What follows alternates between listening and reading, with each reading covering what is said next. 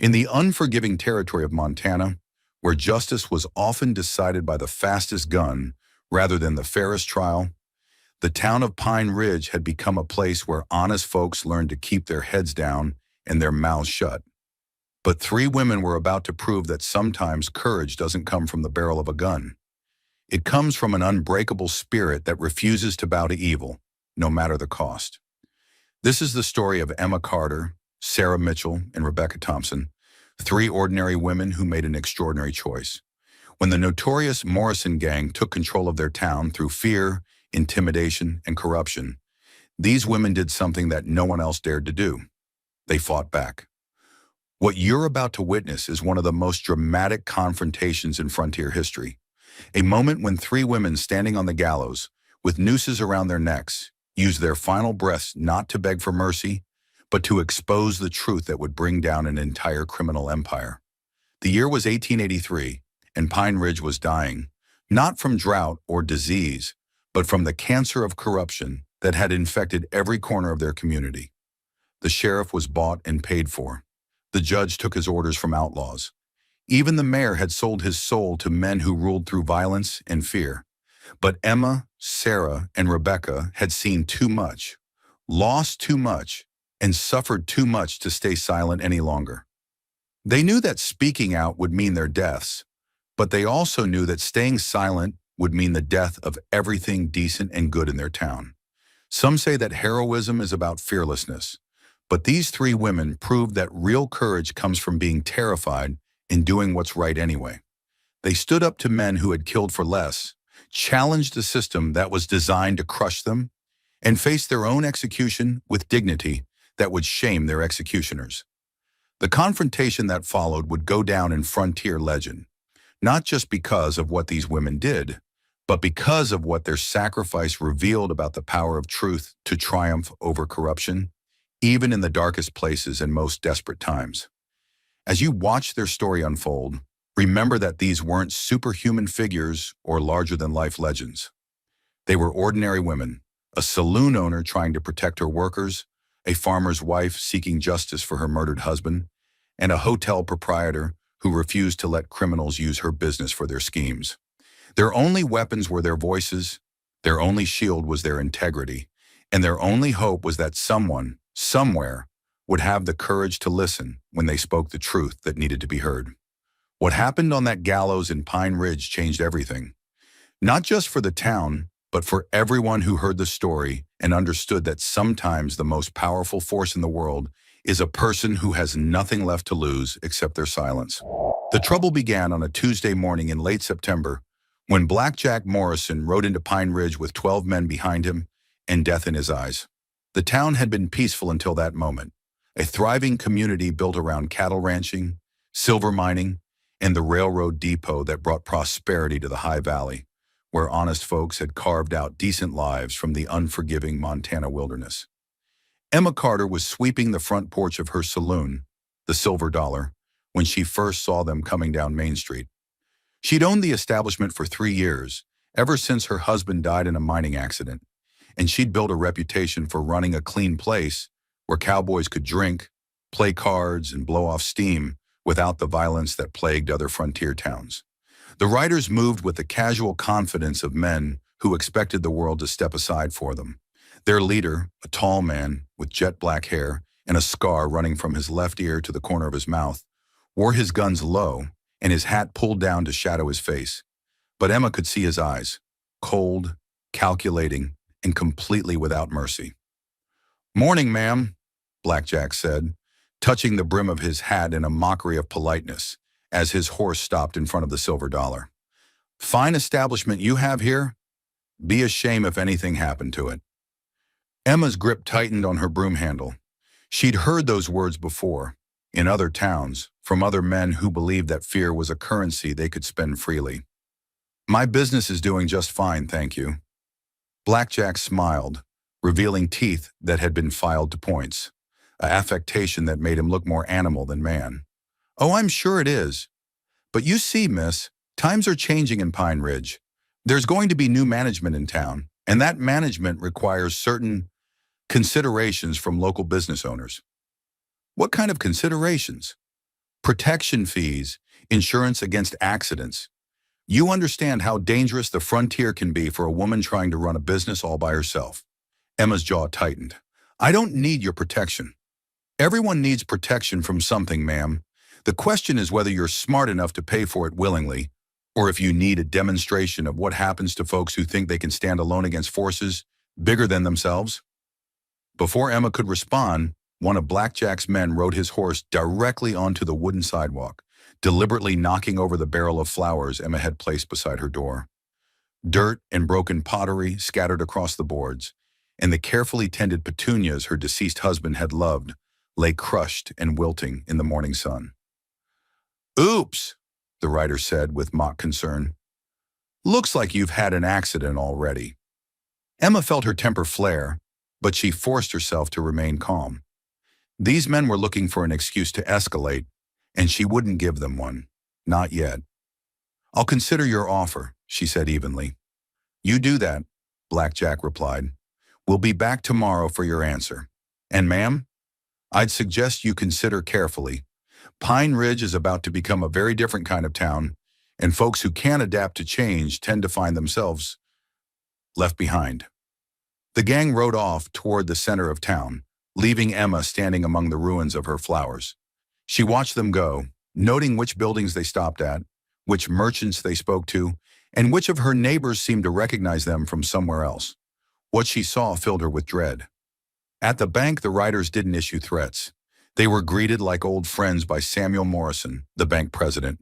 The conversation was brief but cordial, ending with handshakes and what appeared to be a prearranged meeting time.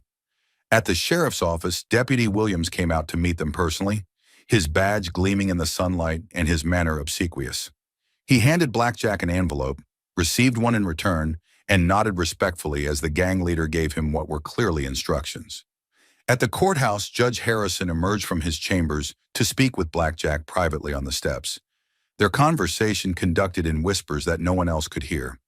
When it ended, the judge's face was pale but resigned, and he hurried back inside without meeting anyone's eyes. Emma realized with growing horror that the Morrison gang hadn't just arrived in Pine Ridge. They'd been expected. The corruption had already taken root in the highest levels of government, law enforcement, and finance. The town was being sold out from within by the very people trusted to protect it. But it was what happened at the Mitchell farm that turned Emma's dread into determination. Sarah Mitchell had been Emma's friend since childhood. They'd grown up together, attended the same one-room schoolhouse, and stood as each other's maids of honor when they married their respective husbands. Sarah's husband, Tom, was a good man who worked hard to provide for his family and contributed to the community through the volunteer fire brigade and the church building fund. Emma watched from her saloon's second-story window as Blackjack's men rode out to the Mitchell place, a modest farm 2 miles outside of town. She couldn't see details from that distance, but she could see smoke rising from the direction of their barn, and she could hear Sarah's screams carrying on the wind. By the time Emma could saddle her horse and ride out to help, it was over. Tom Mitchell lay dead in his own yard, shot 3 times in the chest. The barn was a smoldering ruin, along with the season's entire hay crop and the farm equipment Tom had spent years saving to buy. Sarah knelt beside her husband's body, her dress stained with his blood, her face a mask of grief and rage. They said he resisted, Sarah said when Emma tried to comfort her. Said he threatened them when they explained the new tax system for farmers. But Tom never threatened anyone in his life. He was trying to protect me, trying to protect our children. Where are the children now? I sent them to my sister in Colorado last month when the rumors started. Thank God they weren't here to see. Sarah's voice broke, but she forced herself to continue. Emma, they're going to destroy everything. Every decent person, every honest business, every family that won't submit to their demands. We can't let them win. What can we do? The sheriff's with them, the judge is with them, probably half the town council too. Sarah looked up at her friend with eyes that held no trace of the gentle farm wife she'd been that morning. We fight back. We find evidence of what they're doing, and we make sure the territorial authorities know about it. We make them pay for what they've done. That evening, Emma closed the Silver Dollar early and met with Sarah and Rebecca Thompson, the owner of Pine Ridge's only hotel. Rebecca had been approached by the gang that afternoon with an offer she couldn't refuse. They wanted to use her hotel as a base of operations, storing stolen goods in her rooms and using her restaurant to meet with local collaborators. I told them I needed time to consider, Rebecca said as the three women gathered in Emma's private quarters above the saloon. But I saw what happened to Tom Mitchell. I know what considering gets you in Blackjack Morrison's world. Emma poured coffee for all three women, her hands steadier than she felt. We need to be smart about this. They've got the law on their side, at least the local law, but if we can gather evidence of their crimes and get word to the federal marshals— Evidence of what? Sarah asked bitterly. Murder? They'll just claim Tom was resisting arrest. Extortion? The sheriff will say they're collecting legitimate taxes. Corruption? Who's going to believe three women against a judge, a sheriff, and a bank president? Rebecca leaned forward, her voice intense. Then we make them show their true faces. We force them to reveal themselves as the criminals they are, in front of witnesses they can't buy off or intimidate into silence. How? We refuse to cooperate, all of us, together. We make them demonstrate their protection services publicly so everyone can see what they really are. And when they do, we make sure there are people watching who can't be silenced.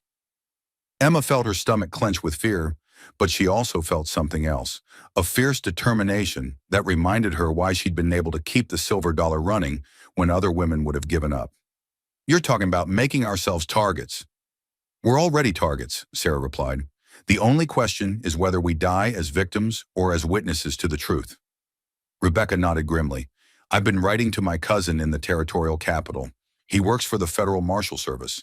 If we can hold out long enough, if we can gather enough evidence and stay alive long enough to present it, we can bring down the whole network, Emma finished. Not just here in Pine Ridge, but everywhere they've been operating. The three women looked at each other across the small table, understanding the magnitude of what they were discussing. They were planning to declare war on men who killed without conscience, in a town where the legal system had already been purchased, with no guarantee that help would arrive before they were silenced permanently. But they also understood that surrender wasn't really an option. Blackjack Morrison and his gang weren't interested in peaceful coexistence. They wanted total control, absolute submission, and the complete destruction of anyone who might threaten their authority. All right, Emma said finally. We do this together. We document everything, we resist everything, and we make them show their true faces to the world. Together, Sarah agreed, her voice steady despite the tears that still glistened in her eyes when she thought of Tom. Together, Rebecca confirmed, reaching out to clasp both women's hands. Outside the silver dollar, Pine Ridge settled into uneasy sleep under a sky full of stars that seemed unusually dim, as if even the heavens understood that something fundamental had changed in the valley. The town that had been a beacon of civilization in the wilderness was about to become a battleground between good and evil, between courage and corruption, between three women who refused to be silenced and a criminal empire that had never encountered resistance it couldn't crush. What none of them knew as they made their pact in the lamplight of Emma's parlor was that Blackjack Morrison had already decided they would all hang for their defiance. The only question was whether they would die as martyrs to a lost cause, or as the catalyst for justice that would finally come to Pine Ridge.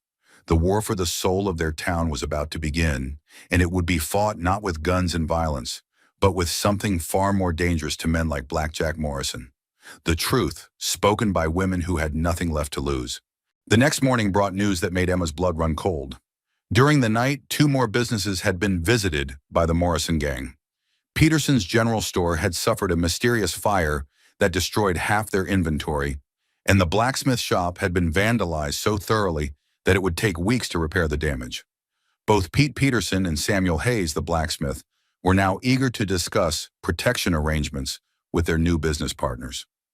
Emma stood on her front porch, surveying the damage visible from her vantage point on Main Street, when Blackjack Morrison returned with his answer to her offer of consideration. Well, Miss Carter, he called out as his horse approached the silver dollar, have you had time to think about our conversation yesterday? Emma had indeed thought about it. She'd spent most of the night writing detailed letters to Rebecca's cousin in the territorial capital, documenting everything she'd witnessed and outlining the systematic takeover of Pine Ridge. She'd also hidden copies of these letters in 3 different locations, along with instructions for their delivery if anything happened to her. "I have," she replied, keeping her voice steady despite the fear that clawed at her insides. And, and I decline your generous offer. The Silver Dollar will remain an independent establishment." Blackjack's smile disappeared, replaced by an expression of genuine surprise. In his experience, people who saw demonstrations like the ones Pete Peterson and Samuel Hayes had received typically became much more cooperative. "Miss Carter, I don't think you fully understand the situation here. Perhaps you need a clearer explanation of the benefits of our protection services." "I understand perfectly," Emma replied. "You're criminals who use fear and violence to extort money from honest people. What I don't understand is why you think I'd be foolish enough to pay for the privilege of being robbed." The silence that followed was so profound that Emma could hear her own heartbeat. Blackjack's men shifted in their saddles, hands moving instinctively toward their weapons. This wasn't the response they'd expected. "Ma'am," Blackjack said slowly, "you seem to be under the impression that you have a choice in this matter." "Everyone has choices, Mr. Morrison. The question is whether we have the courage to make the right ones." Blackjack dismounted and walked slowly toward the porch, his spurs jingling with each step. When he reached the bottom of the stairs, he stopped and looked up at Emma with eyes that held no trace of human warmth. "You know my name. I know what you are. And what am I, Miss Carter? A parasite.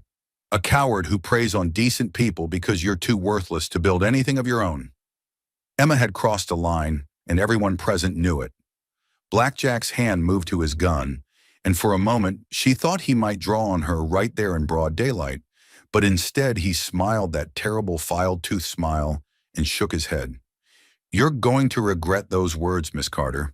Before this day is over, you're going to beg me for the chance to reconsider my offer."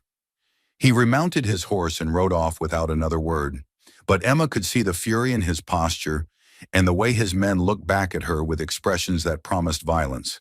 She'd just declared war on the Morrison gang, and she had no illusions about what that meant.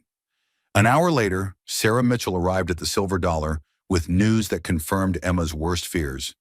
"They came to the farm again," Sarah said, her face pale but determined. "3 of them this time, led by a man they called Snake Williams.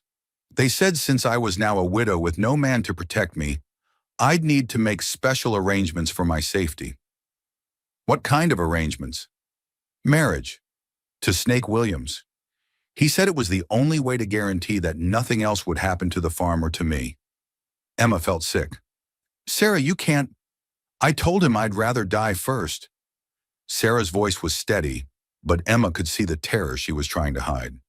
"He said that could be arranged too, but it would be a shame since I was still young enough to be useful to the right kind of man. We need to get you somewhere safe." "There is nowhere safe, Emma, not anymore. They own this town now, remember? The sheriff works for them, the judge works for them, even the mayor is taking their money. Where exactly am I supposed to go?" Before Emma could answer, Rebecca Thompson burst through the door of the saloon, her usually immaculate appearance disheveled and her eyes wild with panic. "They're in my hotel," she gasped, struggling to catch her breath. "Blackjack and 4 of his men. They've taken over the entire 2nd floor and they're using my guest rooms to count money and divide stolen goods." Emma helped Rebecca to a chair and poured her a glass of water. "Did they threaten you?" "Worse. They thanked me for my cooperation and paid me for a month's lodging in advance. They're acting like I've already agreed to be part of their operation." "What did you tell them?" "Nothing." I was too shocked to speak. "But Emma, I saw what they're doing up there. They've got maps of the entire territory with towns marked for different types of operations. Some are marked for robbery, some for takeover, some for—" Rebecca's voice broke. "Some are marked for elimination." Emma felt a chill run down her spine. "Elimination? Towns that refuse to cooperate. Places where the local authorities can't be bought or intimidated. They have a systematic plan for destroying communities that won't submit to their control." Sarah leaned forward. "Is Pine Ridge marked for elimination?" Rebecca nodded grimly. "Not yet. We're still listed as a takeover target. but there are notes about resistant elements that need to be dealt with. Emma realized they were running out of time. Whatever they were going to do, it had to be soon, before the gang decided that Pine Ridge was more trouble than it was worth. "Rebecca, that cousin of yours in the territorial capital, when is the next stagecoach?" "Tomorrow morning, but Emma, even if I could get a letter to him, it would take weeks for federal marshals to arrive." "We don't have weeks." "Then we make sure they have something to find when they get here," Emma said grimly. "We document everything, we get written testimony from other victims, and we make it impossible for the gang to claim they were operating legally." "How do we do that when the local law enforcement is working for them?" Emma was quiet for a moment, thinking through the possibilities. Then she smiled, a cold, determined expression that reminded both her friends why she'd been able to survive as a single woman running a business in frontier territory. "We force them to break their own rules.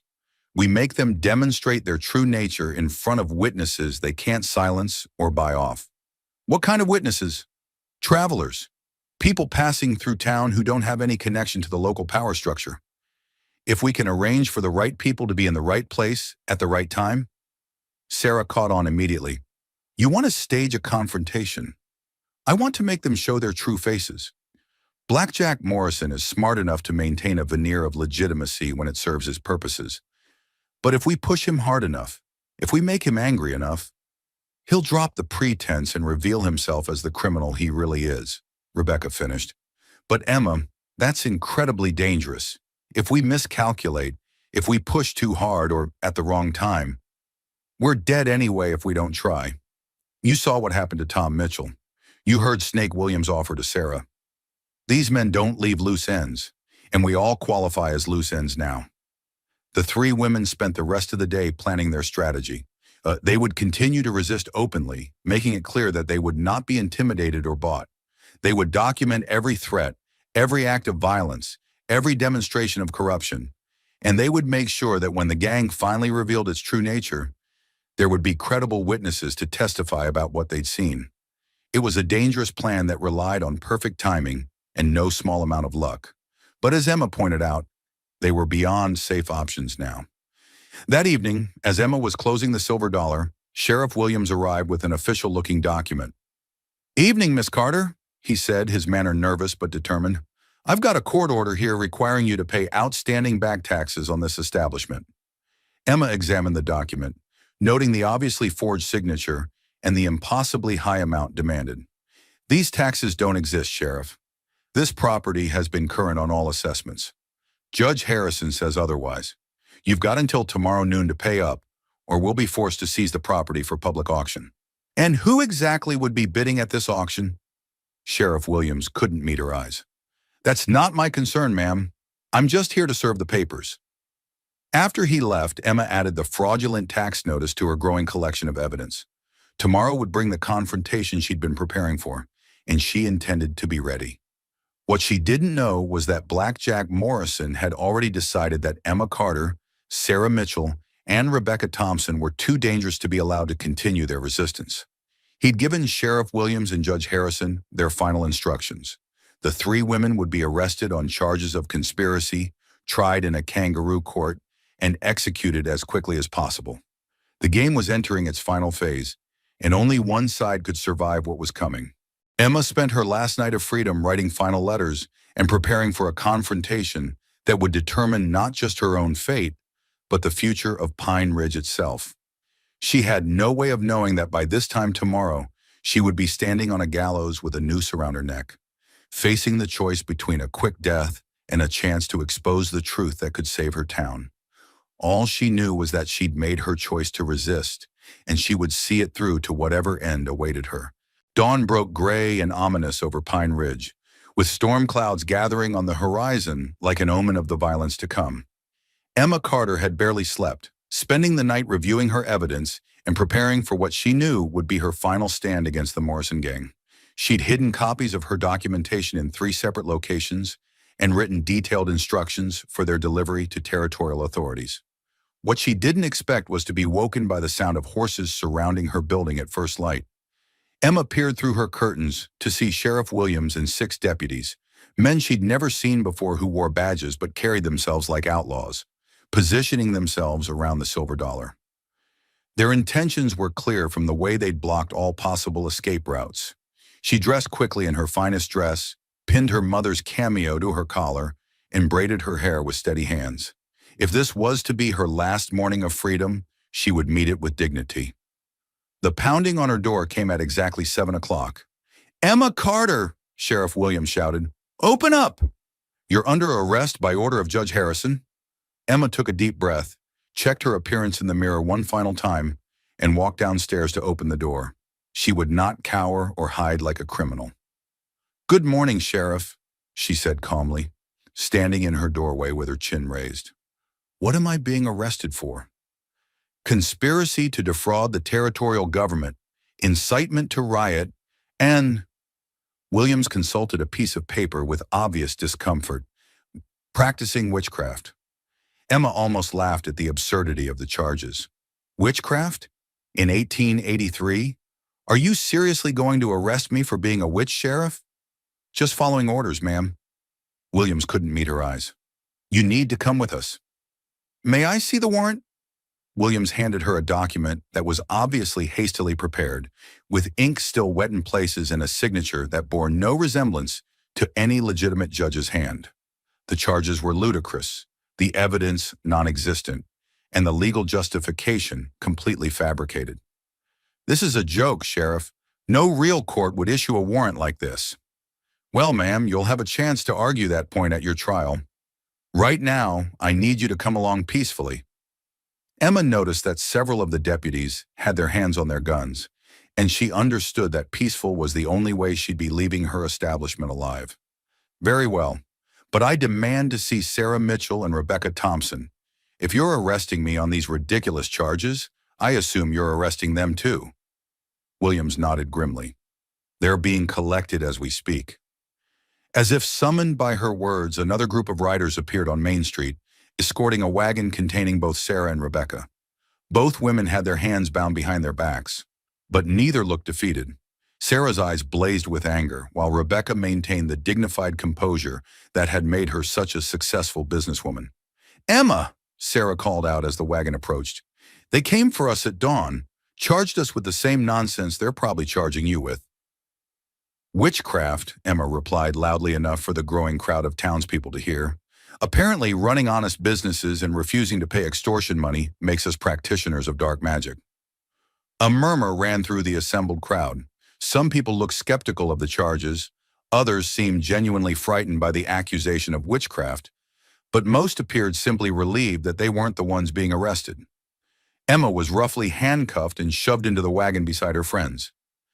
As they were transported toward the courthouse, she observed the faces of her neighbors, people she'd known for years, fellow business owners who'd benefited from her fair dealing, customers who'd found refuge in her establishment during hard times.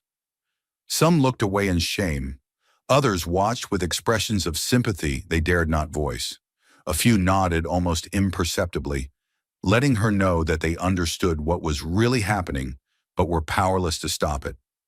At the courthouse, the three women were hustled through a side entrance to avoid the crowd that was gathering in the main square. Judge Harrison was waiting in his chambers, but this wasn't the same man who'd presided over court proceedings in Pine Ridge for the past 5 years.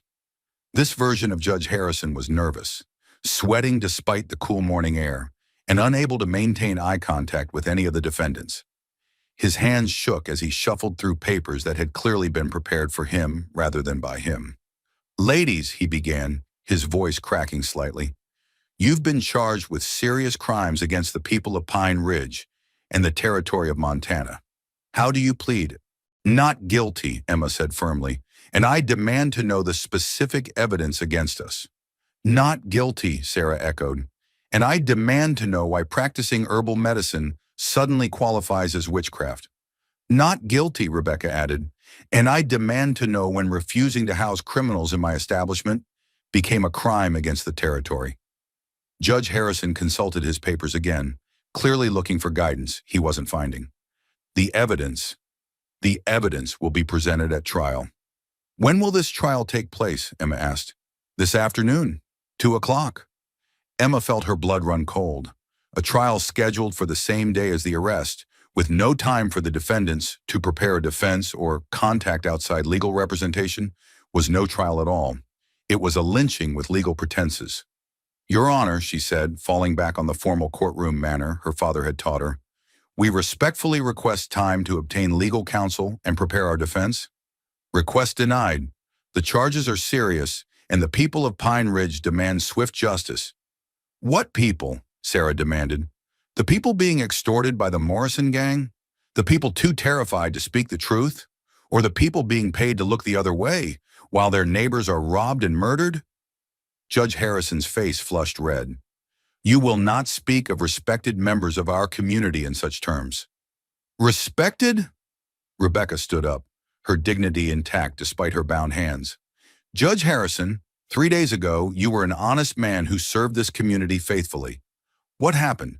What did Blackjack Morrison offer you that was worth your soul?" The question hung in the air like smoke from a gunshot. Judge Harrison opened his mouth to respond, then closed it again, his face cycling through expressions of shame, fear, and desperate justification. The law must be followed. You ladies have been accused of serious crimes." "By whom?" Emma pressed. "Who exactly has accused us? What witnesses have come forward? What evidence has been presented?" "The evidence will be, there are witnesses. Name them." Judge Harrison shuffled through his papers frantically, clearly looking for information that didn't exist. Finally, he slammed the documents down on his desk and stood up. "Enough. You'll have your trial this afternoon, and the jury will decide your guilt or innocence based on the evidence presented. Until then, you'll be held in custody." The 3 women were escorted to the town's small jail, which consisted of 2 cells in the back of the sheriff's office. The building had been designed to hold drunks and petty thieves, not to serve as a fortress against justice, and Emma immediately began noting potential escape routes and weaknesses in their confinement. But escape wasn't really the point. What mattered now was ensuring that their trial, however much of a sham it turned out to be, would serve as a platform to expose the truth about what was happening in Pine Ridge. Sheriff Williams locked them in the larger of the 2 cells and avoided looking at any of them directly. "I'll bring you some food in a while," he mumbled. "Sheriff," Emma called as he turned to leave, "you know this is wrong. You know we're innocent of these charges." Williams stopped but didn't turn around. "I know a lot of things, Miss Carter, but knowing and being able to do something about it are 2 different things." "There's always a choice, Sheriff, even when it seems like there isn't. Not when that choice means your family gets visited by Snake Williams in the middle of the night. Not when it means your children don't come home from school one day." Williams' voice was barely a whisper. "I'm sorry, ladies, I truly am. But I've got a wife and 3 kids, and I won't make them pay for my conscience." After he left, the 3 women sat in their cell and planned their strategy for the afternoon's trial. They knew they couldn't win. The jury would be packed with Morrison's supporters, the judge was already bought and paid for, and the evidence would be fabricated.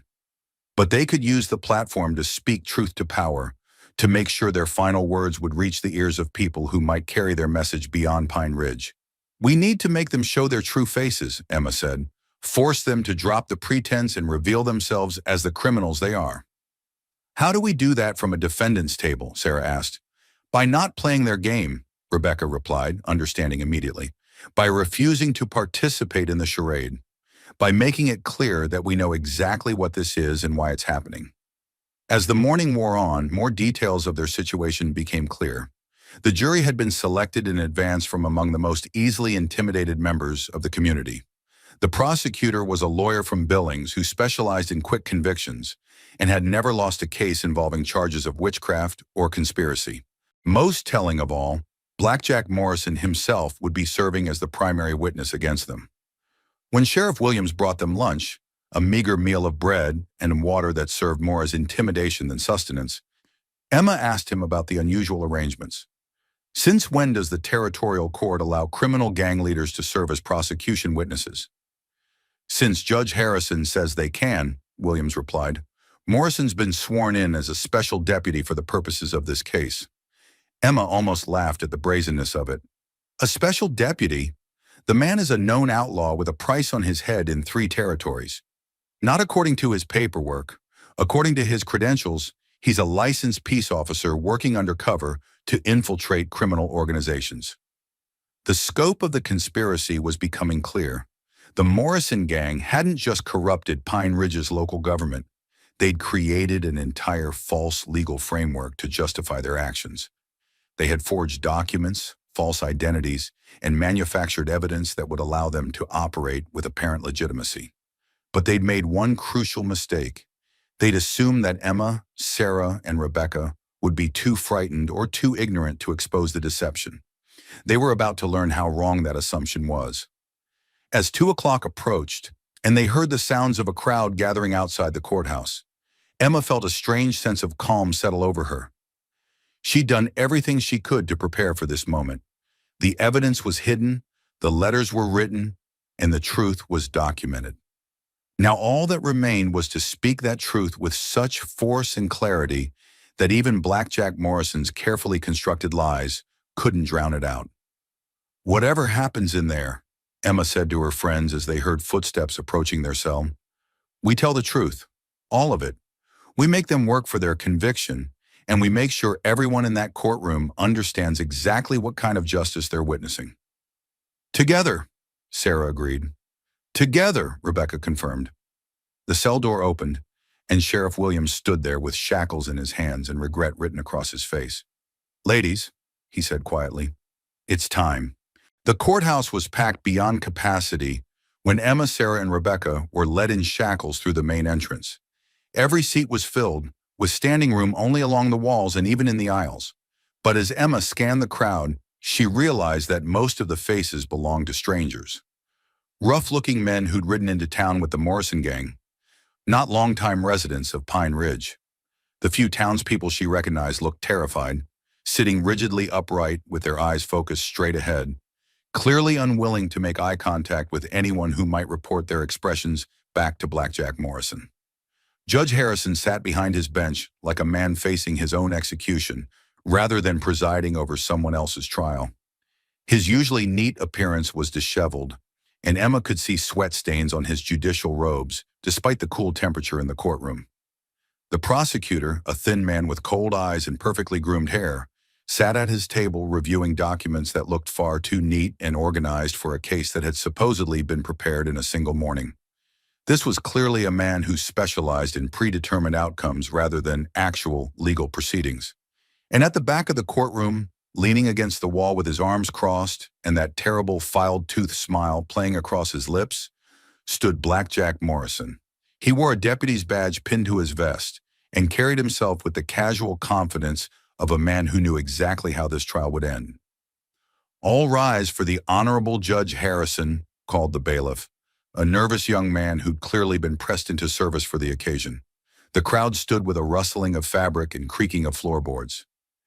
Emma used the moment to scan the room once more, looking for any friendly faces or potential allies. What she saw instead was a carefully orchestrated audience designed to intimidate and discourage any thoughts of resistance. "You may be seated," Judge Harrison said, his voice barely audible over the crowd noise. "We are here today to try the case of the Territory of Montana versus Emma Carter, Sarah Mitchell, and Rebecca Thompson, who stand accused of conspiracy to defraud the territorial government, incitement to riot, and the practice of witchcraft." A murmur ran through the assembled crowd at the mention of witchcraft.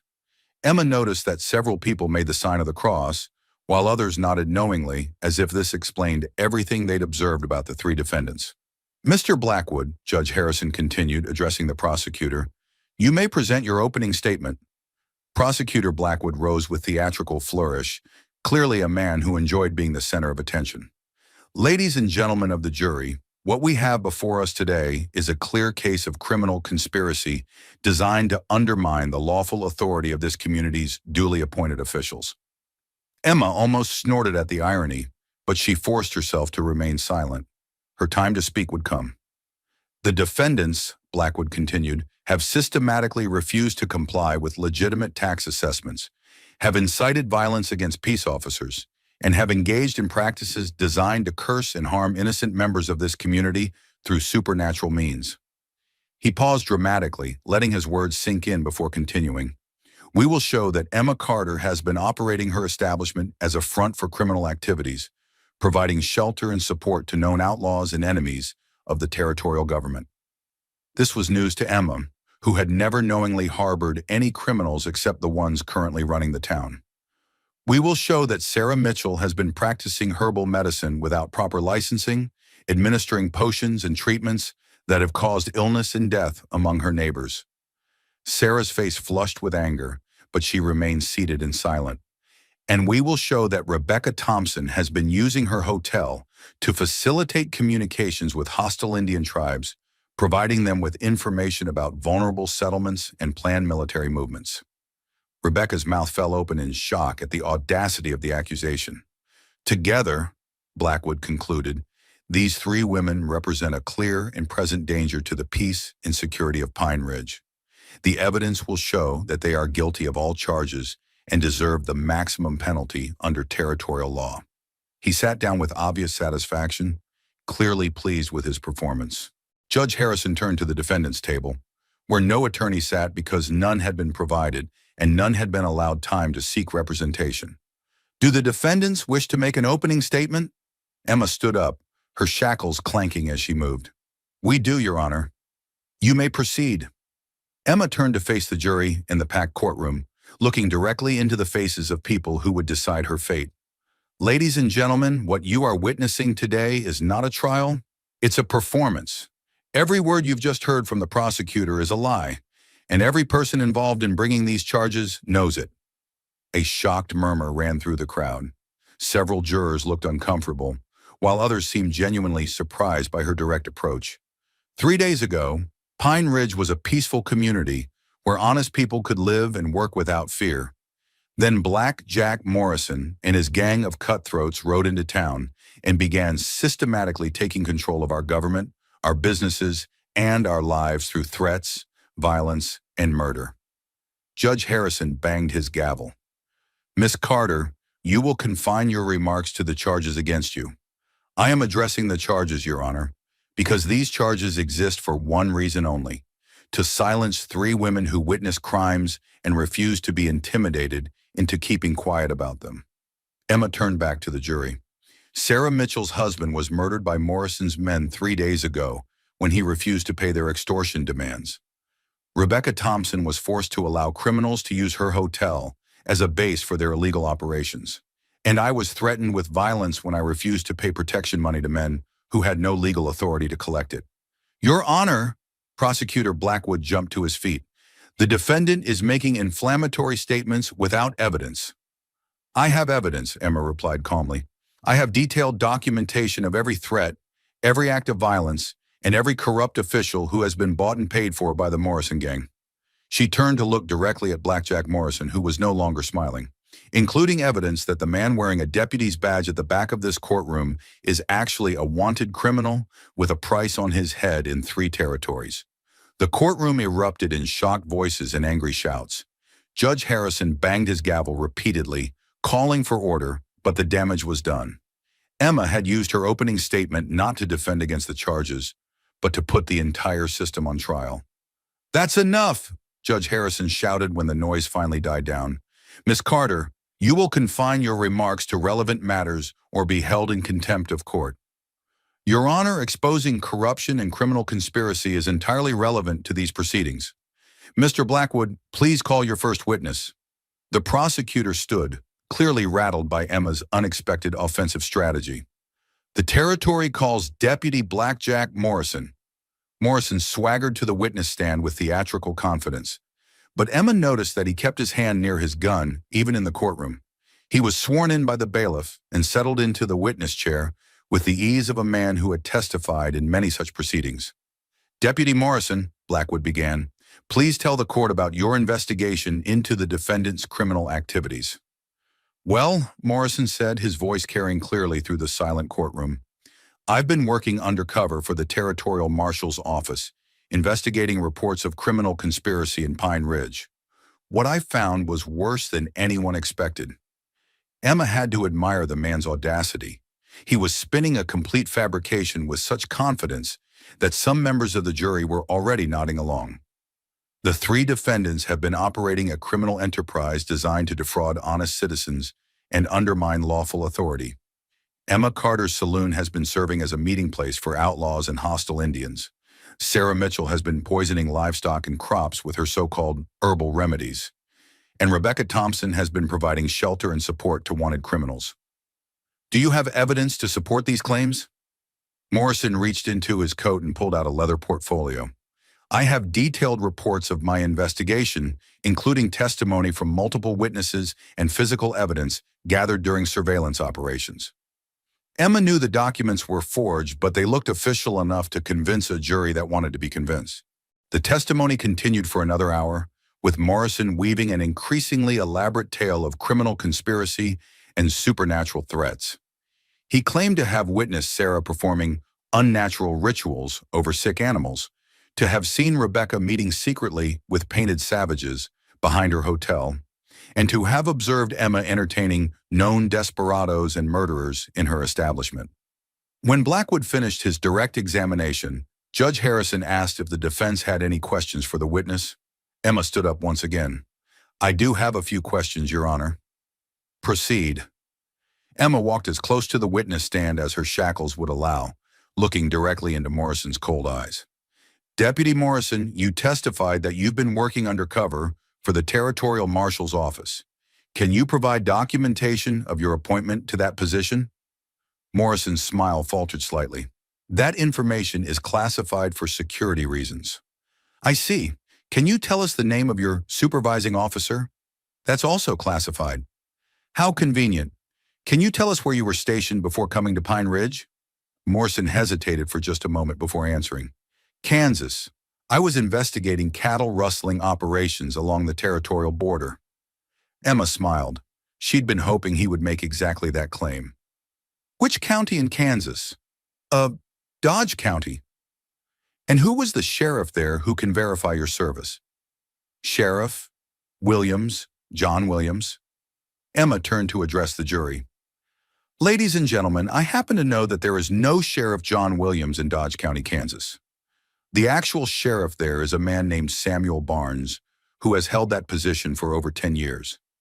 Morrison's face flushed with anger. You're mistaken, Miss Carter. Am I? I also happen to know that Black Jack Morrison is wanted for murder in Colorado, cattle rustling in Wyoming, and bank robbery in Nebraska.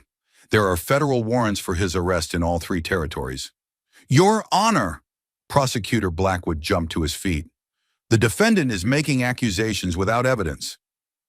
I have evidence, Emma replied, hidden in 3 separate locations around Pine Ridge, including copies of federal wanted posters and correspondence with territorial authorities documenting this man's real identity and criminal history. The courtroom erupted again, but this time the noise was different. Instead of shock and confusion, there were angry voices demanding to know if what Emma was saying was true. Morrison's hand moved toward his gun, but he caught himself and forced his arm back to his side. The mask was slipping, and everyone in the courtroom could see it. Judge Harrison banged his gavel desperately. Order! Order in the court! Emma pressed her advantage. Deputy Morrison, is it true that you and your men murdered Tom Mitchell 3 days ago when he refused to pay your extortion demands? That's a lie. Is it true that you've been systematically corrupting local officials through bribery and threats? Your Honor, I don't have to listen to these false accusations. Is it true that your real name is Martin Cole and that you've been using the alias Black Jack Morrison to avoid federal arrest warrants? Morrison exploded out of the witness chair, his hand now openly reaching for his weapon. You lying witch! He caught himself just in time, but the damage was done. Everyone in the courtroom had seen the real Black Jack Morrison, not the calm, professional peace officer he'd been pretending to be, but the violent criminal he actually was. Judge Harrison banged his gavel frantically. Recess. We'll take a 30-minute recess. As the courtroom slowly cleared, Emma caught the eye of several jurors who were looking at Morrison with new suspicion. Her strategy was working. She wasn't going to win this trial. That had never been the goal. But she was going to expose the truth in such a public way that it couldn't be ignored or covered up. The real question now was whether she, Sarah, and Rebecca would live long enough for that truth to matter. The verdict was delivered at sunset, with the dying light casting long shadows across the courthouse steps where a crowd had gathered to hear the jury's decision. Emma, Sarah, and Rebecca stood in shackles before Judge Harrison, their faces calm despite knowing what was coming. The jury foreman, a nervous shopkeeper named Peters, who couldn't meet the defendant's eyes, read from a paper that shook in his hands. We, the jury, find the defendants Emma Carter, Sarah Mitchell, and Rebecca Thompson guilty on all charges of conspiracy, incitement, and witchcraft. A cheer went up from Morrison's men scattered throughout the crowd, but Emma noticed that the actual residents of Pine Ridge remained silent. Her strategy during the trial had worked. She'd planted enough doubt in people's minds that even those too frightened to speak up no longer believed in the legitimacy of these proceedings. Judge Harrison cleared his throat, his voice barely audible over the crowd noise. The defendants will be sentenced to death by hanging, to be carried out tomorrow at noon in the town square. Emma felt Sarah stiffen beside her, heard Rebecca's sharp intake of breath, but she herself felt only a cold clarity. They'd known this was coming from the moment they'd chosen to resist. Now the only question was whether they could use their final hours to complete what they'd started. Your Honor, Emma said, her voice carrying clearly across the courthouse steps, we request the right to make final statements before our execution. Judge Harrison looked questioningly toward Blackjack Morrison, who nodded almost imperceptibly. Granted, you'll have 5 minutes each before the sentence is carried out. That night, the 3 women were held in the jail under heavy guard. Morrison had stationed 6 of his men around the building, clearly taking no chances that someone might attempt a rescue or that the prisoners might try to escape. But escape was the furthest thing from Emma's mind. She spent the night writing her final letter, not to territorial authorities this time, but to the people of Pine Ridge themselves. It was a letter that documented everything she'd witnessed, named every collaborator, and outlined exactly how the Morrison gang had systematically corrupted their town. When she finished writing, she carefully folded the letter and hid it in the lining of her dress. If she was going to die on that gallows, she was going to make sure her final words carried the maximum possible impact. Sarah spent the night praying, not for rescue or reprieve, but for the strength to speak truth in her final moments. She thought of her murdered husband, Tom, and of the children she'd sent away to safety, and she found comfort in knowing that her death might prevent other families from suffering the same loss.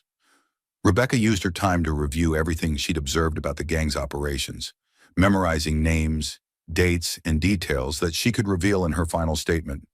As a businesswoman, she understood the power of specific, verifiable information, and she intended to make her last words count. Dawn came too quickly, bringing with it the sound of hammering as Morrison's men constructed a gallows in the center of Pine Ridge's main square. Emma watched through the small jail window as a crowd began to gather, some drawn by morbid curiosity, others by Morrison's men who wanted to ensure a good audience for the gang's demonstration of power. At 11 o'clock, Sheriff Williams arrived to escort them to their execution. His face was ashen, and his hands shook as he unlocked their cell. Ladies, he said quietly, I want you to know that I'm sorry. This isn't justice, and everyone knows it. It's all right, Sheriff, Emma replied gently. You're doing what you have to do to protect your family. We understand. Williams looked like he might break down completely. If there was any way, if I could. There is something you can do, Sarah said suddenly. When this is over, when they think they've won, remember what you witnessed here. Remember that 3 innocent women died because good people stayed silent. And remember, Rebecca added, that silence in the face of evil is just another form of collaboration. The walk to the gallows felt both endless and far too short. Main Street was lined with spectators, and Emma used the opportunity to scan the crowd one final time. She saw faces she recognized, people who'd known her for years, who'd drunk in her saloon and trusted her judgment, who were now watching her walk to her death. But she also saw something else. Anger. Not the righteous anger of citizens witnessing justice, but the sullen, helpless anger of people who knew they were witnessing murder but felt powerless to stop it. The gallows stood in the center of the square like a monument to Morrison's power. It was crudely built but functional, with 3 nooses hanging from the cross beam and a trapdoor mechanism that would ensure a quick drop. At least Morrison wasn't planning to torture them. Blackjack Morrison himself stood beside the gallows, having appointed himself as the executioner. He wore his deputy's badge prominently and carried himself with the bearing of a man performing his official duty, but Emma could see the cruel satisfaction in his eyes. This was personal for him now. A crowd of nearly 200 people had gathered in the square, held back by Morrison's men, who formed a loose perimeter around the execution site. Emma noticed that most of the actual residents of Pine Ridge stood toward the back, while Morrison's supporters had positioned themselves closer to the front. The three women were led up the wooden steps to the gallows platform, their footsteps echoing hollowly on the new lumber. The nooses were placed around their necks with rough efficiency, the ropes adjusted to the proper length for a clean break. Morrison stepped forward to address the crowd, his voice carrying clearly across the silent square. "Citizens of Pine Ridge," he began, "what you're witnessing today is the execution of justice. These three women conspired against the lawful authority of this community, incited violence against peace officers, and practiced dark arts that threaten the safety of every honest citizen." Emma noticed that several people in the crowd were shaking their heads, clearly not buying Morrison's version of events. Their deaths serve as a warning to anyone else who might think they can defy the law or threaten the peace and prosperity that we've worked so hard to establish in Pine Ridge. Morrison turned to face the condemned women. "Do any of you have final words before the sentence is carried out?" Emma stepped forward as far as the noose would allow. "I do." The crowd fell completely silent, and Emma felt the weight of every eye in the square focused on her. This was her moment, her final chance to speak truth to power and expose the corruption that had infected her town. "People of Pine Ridge," she began, her voice strong and clear, "you all know me. You know that I've lived among you for years, that I've run an honest business, that I've helped my neighbors in times of trouble. You know that I'm not a witch, a criminal, or a conspirator." Murmurs of agreement rippled through parts of the crowd. "What I am is a witness to the systematic destruction of everything decent and lawful in our community. The man standing beside me wearing a deputy's badge is actually a wanted criminal named Martin Cole, also known as Blackjack Morrison. He and his gang have murdered, extorted, and corrupted their way into control of Pine Ridge." Morrison's face flushed with anger, but he didn't interrupt. He was confident enough in his power to let her speak, knowing that dead women tell no tales. "Sheriff Williams has been threatened into compliance. Judge Harrison has been bought or intimidated into serving their interests. Mayor Henderson and Banker Morrison are taking their money, and now they're executing three innocent women to send a message that resistance will not be tolerated." Emma pulled the letter from her dress and held it high so everyone could see it. "This document contains detailed evidence of their crimes, including names, dates, and specific incidents. I've hidden copies in 3 locations around town, with instructions for their delivery to territorial authorities." A shocked murmur ran through the crowd. Several of Morrison's men moved toward the gallows, but Morrison held up a hand to stop them. "After we're dead," Emma continued, "they'll search for this evidence and probably destroy what they find. But the truth has a way of surviving even the most determined efforts to bury it." She looked directly at Morrison.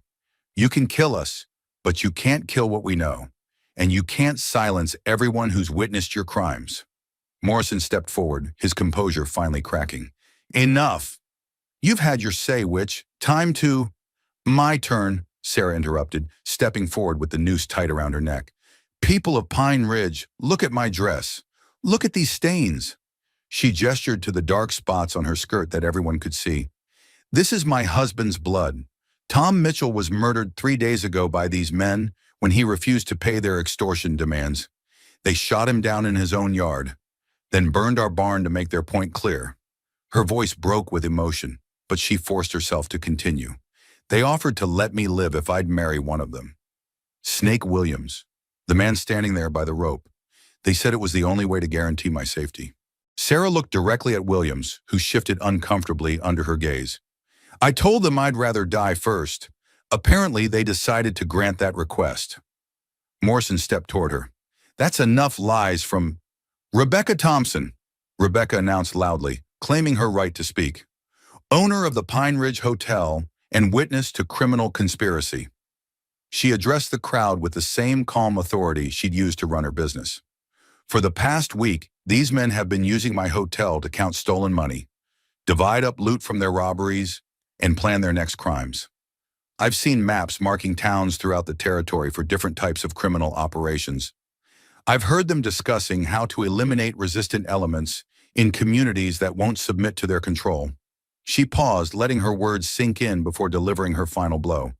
And I've seen correspondence proving that this criminal organization extends far beyond Pine Ridge. They have similar operations in at least 6 other towns, all following the same pattern. Corrupt the local authorities, eliminate the honest officials, and rule through fear. Morrison had heard enough. "String them up," he shouted to his men. "Now!" But before his men could reach the trap-door lever, a new voice rang out across the square. "I wouldn't do that if I were you, Morrison." Every head in the crowd turned toward the source of the voice. Riding into the square from 3 different directions came federal marshals, at least 20 of them, all armed and all wearing the unmistakable authority of territorial law enforcement. The lead marshal, a tall man with graying hair and steely eyes, rode directly up to the gallows platform. "I'm Marshal Robert Hayes, and you're all under arrest for murder, kidnapping, extortion, and conspiracy against the territorial government." Morrison's hand moved toward his gun, but he was surrounded and outnumbered. His men looked to him for orders, but even Blackjack Morrison wasn't foolish enough to start a gunfight against federal marshals in front of 200 witnesses. "This is a legal execution," Morrison protested.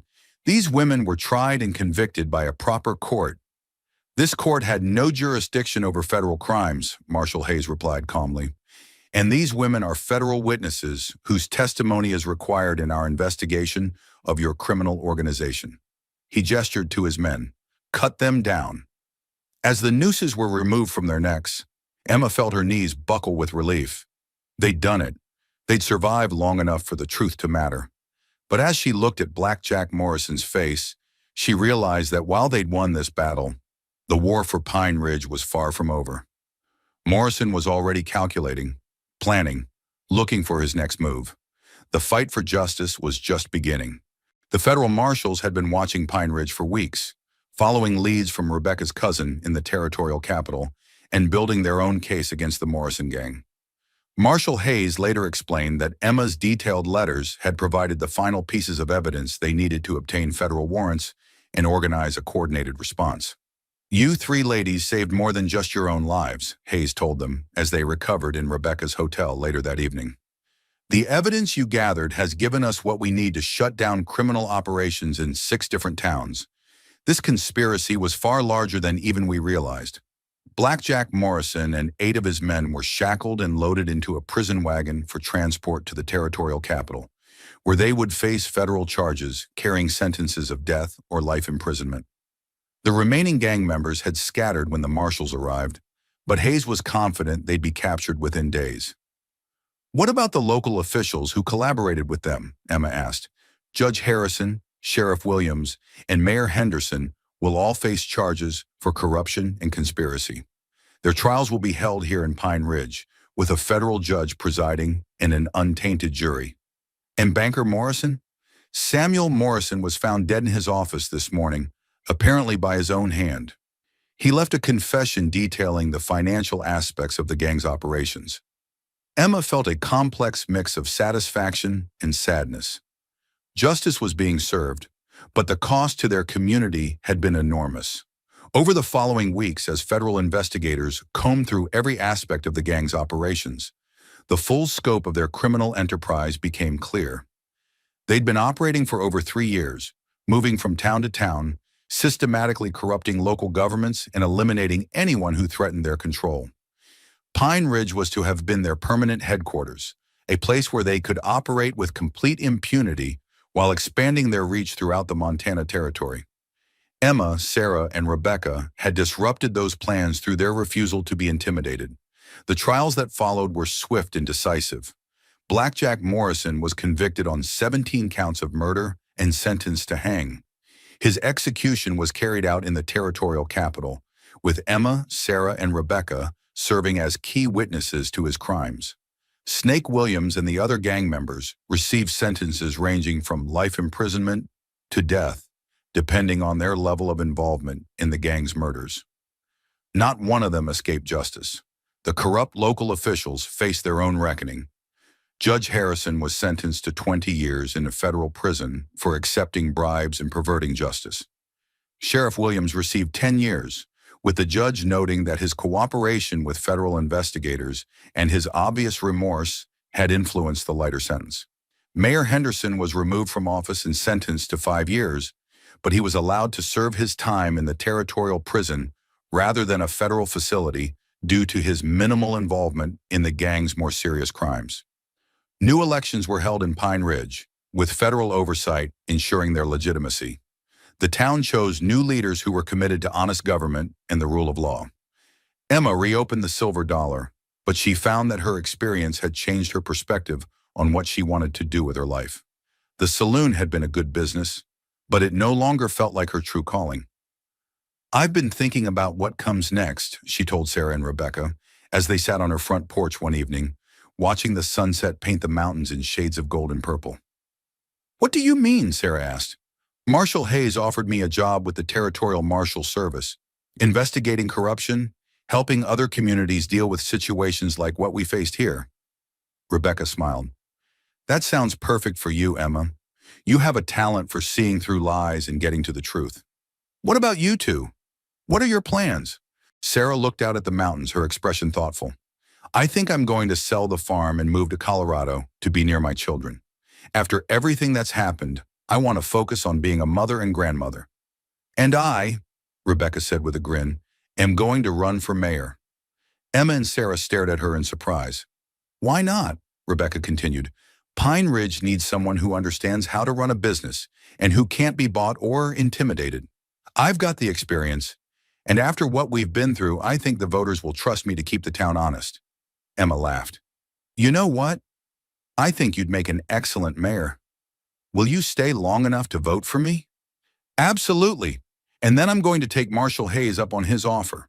There are other towns out there facing the same problems we faced, and maybe I can help them before it's too late." 3 months later, Emma pinned on a federal marshal's badge and rode out of Pine Ridge to begin her new career. Rebecca had won the mayoral election by the largest margin in the town's history, and Sarah had moved to Colorado to start her new life near her grandchildren. The 3 women stayed in touch through letters, sharing news of their different paths and the satisfaction of lives rebuilt on their own terms. They'd survived the worst that evil men could do to them, and they'd emerged stronger, more determined, and absolutely committed to ensuring that justice would prevail wherever they had the power to influence it. Emma's first assignment took her to a small town called Cedar Falls, where reports of corruption and criminal influence were beginning to sound disturbingly familiar. As she rode into town, she thought about the lessons she'd learned in Pine Ridge and the courage she'd found when everything seemed hopeless.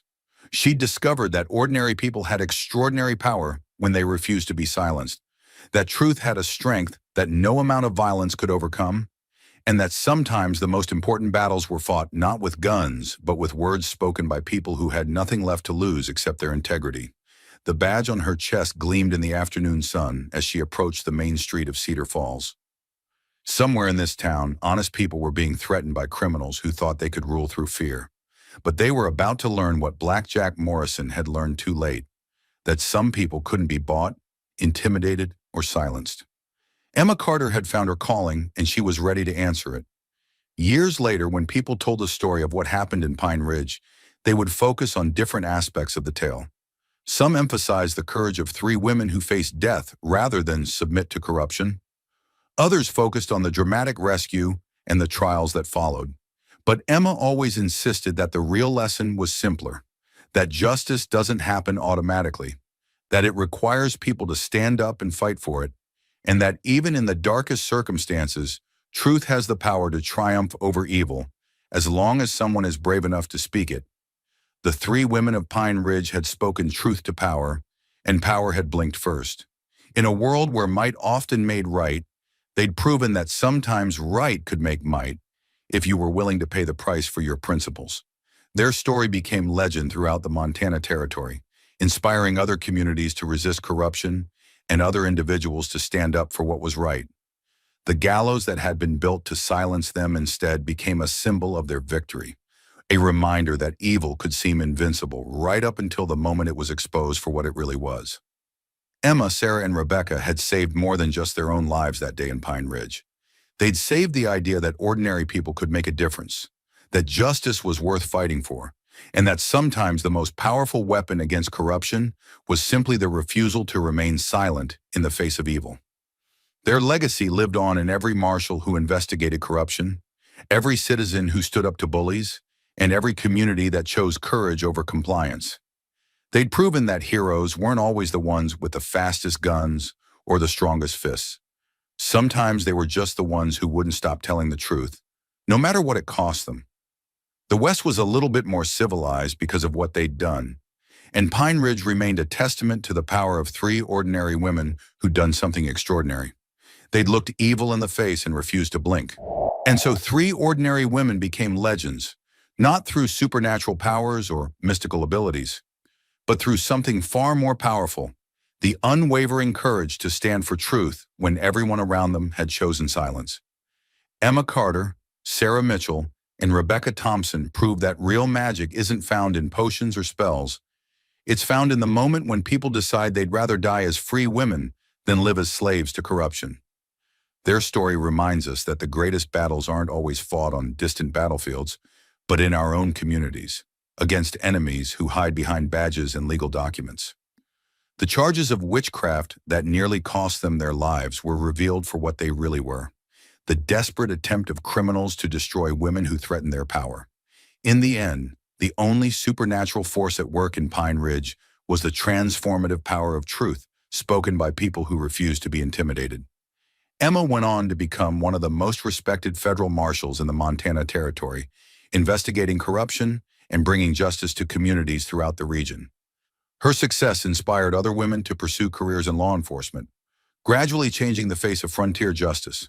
Sarah found peace and happiness with her children and grandchildren in Colorado, but she never forgot the lessons learned in Pine Ridge. She became a powerful advocate for women's rights and frequently spoke about the importance of standing up to bullies, no matter how powerful they seem.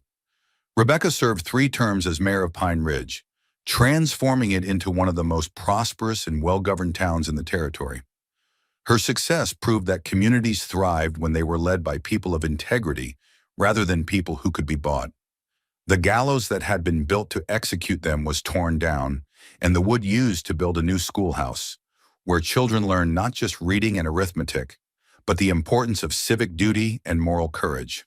A plaque by the door read, "In memory of those who chose truth over safety." Their story spread throughout the frontier, becoming a legend that inspired resistance to corruption wherever it was told. People would say, "Remember Pine Ridge," when they needed courage to stand up to bullies or speak truth to power. The 3 women proved that heroism doesn't require superhuman strength or mystical powers. It only requires the decision to do what's right, even when doing right might cost everything. They showed that sometimes the most dangerous weapon against evil is simply the refusal to be silenced.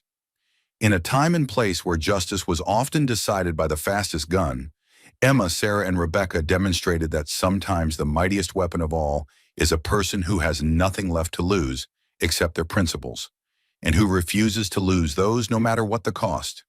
Their legacy reminds us that in every generation, in every community, there comes a moment when ordinary people must choose between comfort and courage, between safety and truth. The women of Pine Ridge chose courage and truth, and in doing so, they changed not just their own lives, but the lives of countless others who heard their story and found the strength to make the same choice. Sometimes the most powerful magic in the world is simply the willingness to stand up and say, "This is wrong, and I won't be part of it."